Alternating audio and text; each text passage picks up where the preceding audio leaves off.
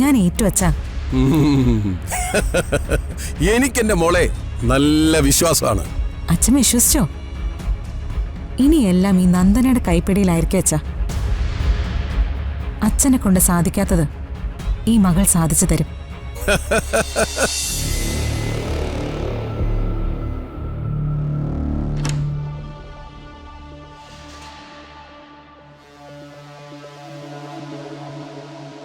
പഞ്ചപാവാണെന്ന് കരുതിയ എനിക്കാ തെറ്റുപറ്റിയത്. എന്നെ ചതിക്കില്ലായിരുന്നോ?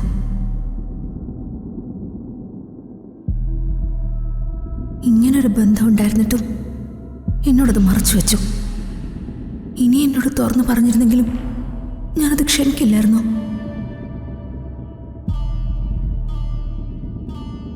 എന്തായാലും ഒന്നുകൂടി ട്രൈ ചെയ്ത് നോക്കാം. പറയുമെന്ന് നോക്കാലോ.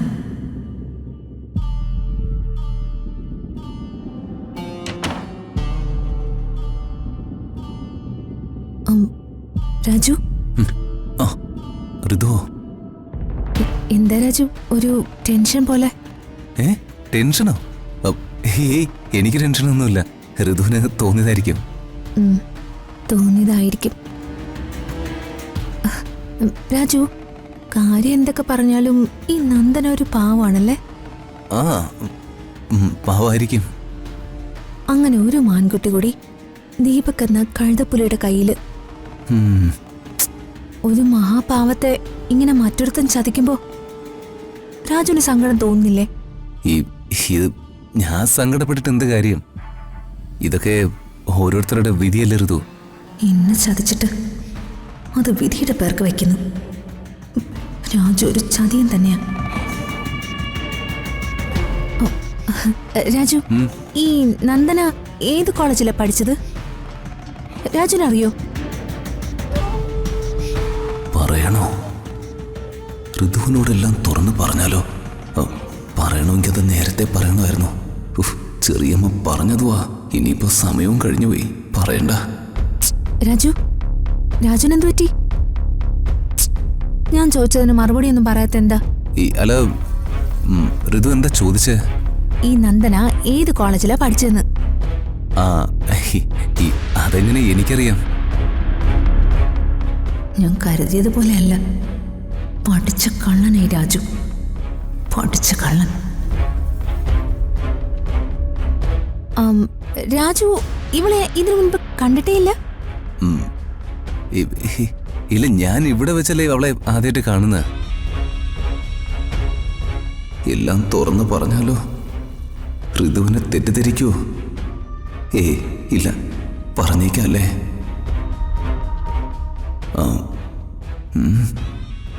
വേണ്ട, ഇപ്പൊ പറഞ്ഞു കഴിഞ്ഞാ വല്ല പുലുവാലും ആയാലോ?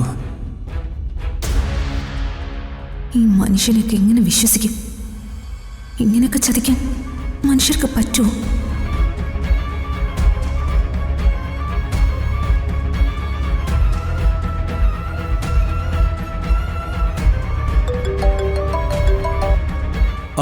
മോളെ, അച്ഛൻ പറഞ്ഞതുപോലെയൊക്കെ തന്നെ ഞാൻ എല്ലാം തുടങ്ങിക്കഴിഞ്ഞു. ഇവൻ കൂർക്കം വലിച്ചുറങ്ങിക്കഴിഞ്ഞു. ഇവനൊരു പബ്ലിക് ന്യൂസൻസ് ആണല്ലോ. വേറും കൺട്രിയാ മോളെ. അച്ഛൻ ധൈര്യമായിട്ടിരിക്കെ. ഞാൻ ഏറ്റു അച്ഛാ. എനിക്കെന്റെ മോളെ നല്ല വിശ്വാസമാണ്.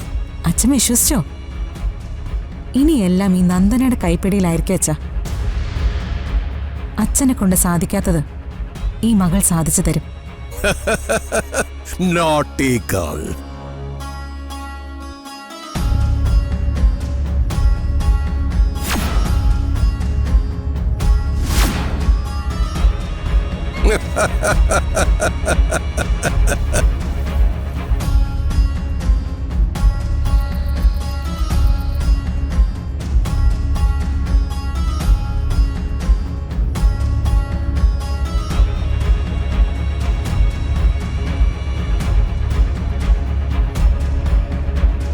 ദൈവമേ, ആ നാശം പിടിച്ച പെണ്ണിവിടെ ഉള്ളതുകൊണ്ട് ഒരു സമാധാനമില്ലല്ലോ.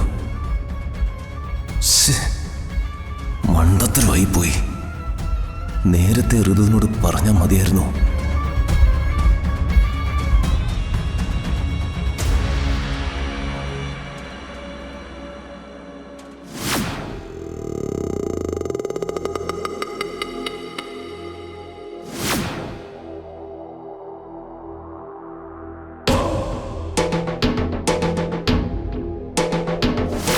രാജു, ഈ നന്ദന ഏത് കോളേജിലാണ് പഠിച്ചത്? ആ അതെങ്ങനെ എനിക്കറിയാം? ഇവളെ ഇതിനു മുൻപ് കണ്ടിട്ടേ ഇല്ല. ഇല്ല, ഞാൻ ഇവിടെ വെച്ചല്ലേ അവളെ ആദ്യമായിട്ട് കാണുന്ന.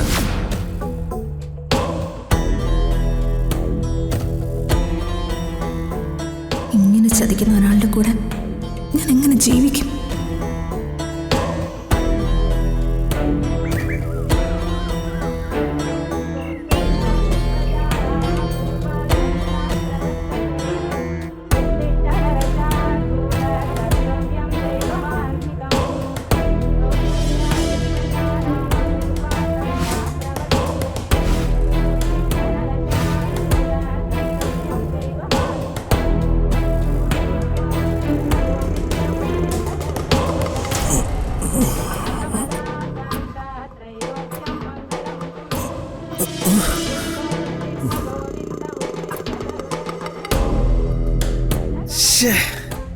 എന്തൊരു കഷ്ടമാണ്.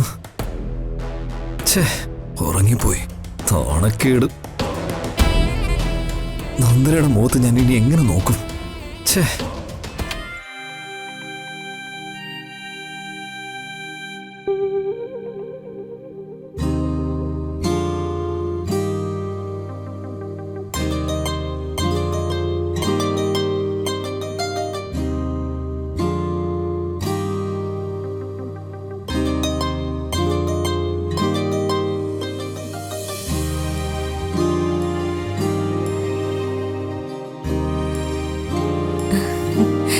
Good morning ദീപേട്ട.